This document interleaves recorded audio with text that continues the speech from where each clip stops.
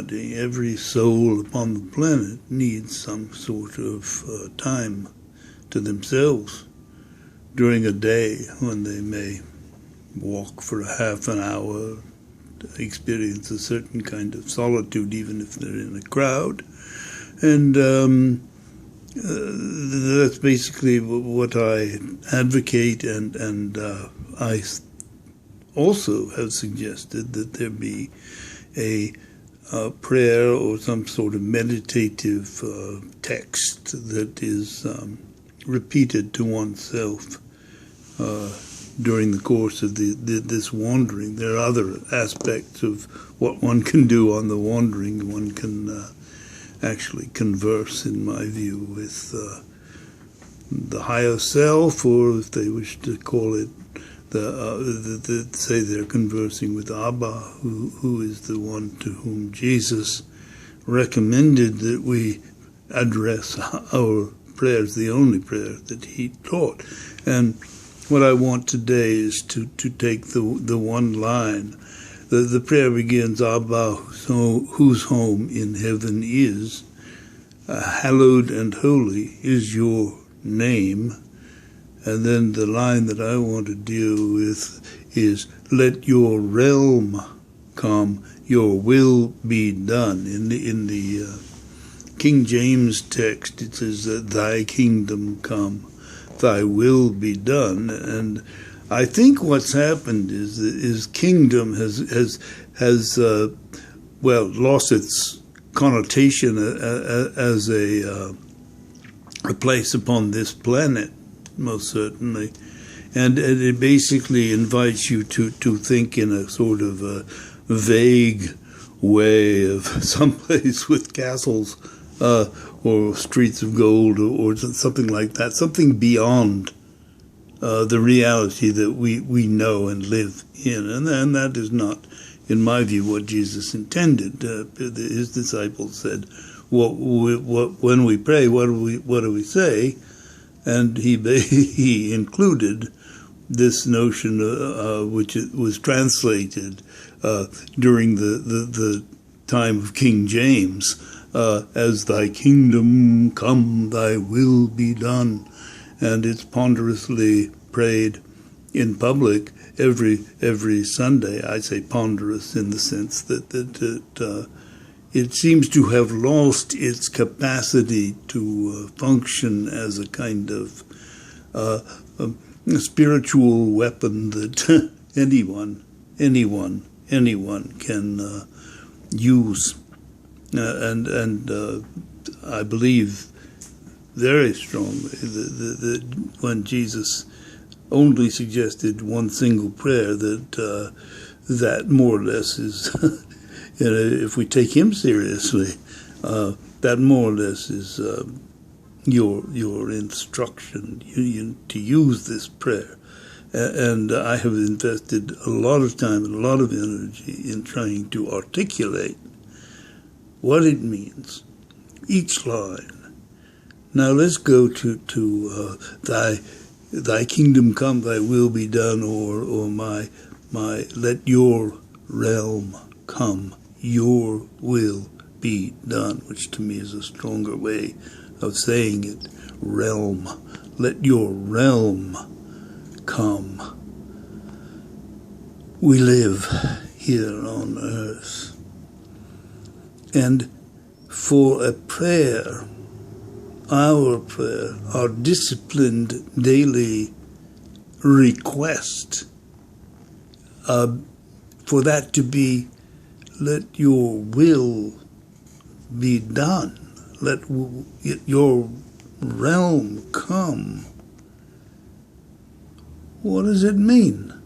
Well, I'll tell you what I think it means. I think it means that he wants, Abba requires us to work for a realm where there is democracy, tolerance, helpfulness, and non-idolatry. In other words, where values that are universal then apply to every single human being, whether they ever turn the page of a Bible or darken the door of a church. I am beyond organized religion. I don't mind organized religion if it follows these values. Why should I? Why should anyone?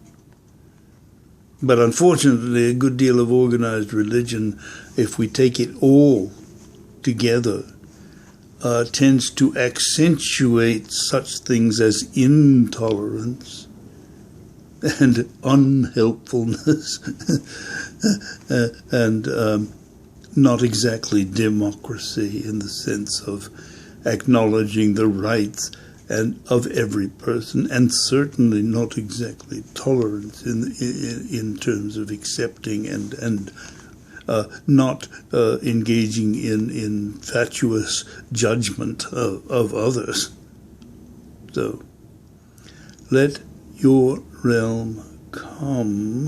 That means that we live in a motion of time moving forward, and we're talking about let your realm come, let it happen, let it emerge, let it iterate, let it... But who is responsible for letting this happen? If we are praying, we are agents of the execution of this small policy that we are suggesting, namely that the will of Abba be actually done on earth. The will of Abba is not being done on earth. When Mr. Putin and Mr. Obama and Mr. whoever is in China and whoever is in all over the world, when these people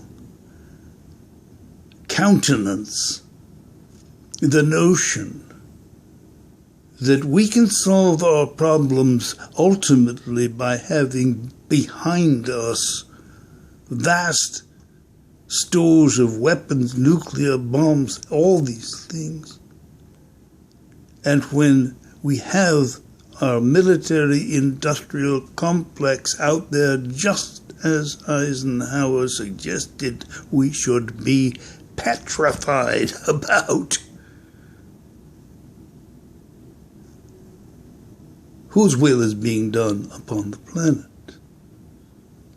Well, it is the will of a world which has rejected the author of this prayer.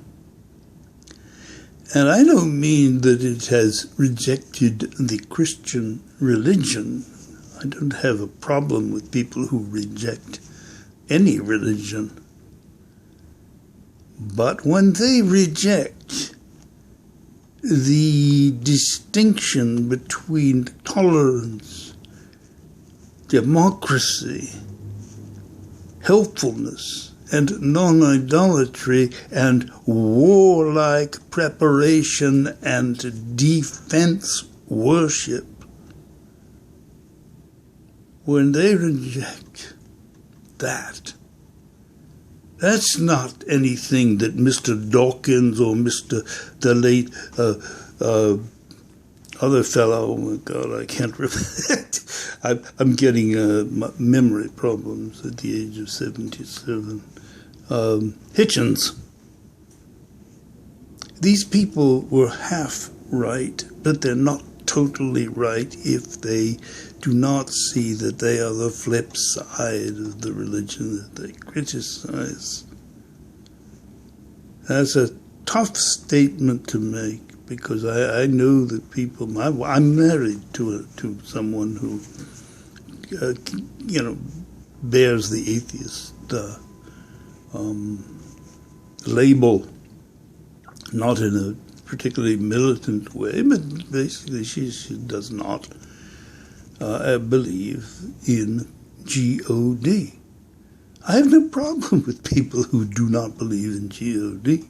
I have a problem with people who reject the values that were branded on us when we woke up from our little sleep in the womb and became human beings, and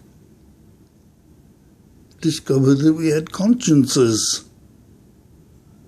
What is a conscience but something which begins to articulate within to you the values that human beings should have? Okay, let your realm come, your will be done. Now, I don't think that you believe, and I certainly do not believe, that the citizens of the world are about to go marching about or walking about every day, repeating within their minds to themselves, let your realm come, your will be done. I would love that to happen. I think it should happen. I think perhaps it will happen if the world ever straightens out. In other words, people will understand that the core of power in the world doesn't reside anywhere but in me and in you. When we understand that, we can make a non-violent revolution. And I believe that this century is pushing us to see that the alternative to this is repetition of the very, very deleterious and destructive things that have dogged us in the past. I've talked too much, but I am, as you can perhaps perceive, committed to getting this out. Let your realm come, your will be done, is a choice. And if you don't make it, you break it, you break the world.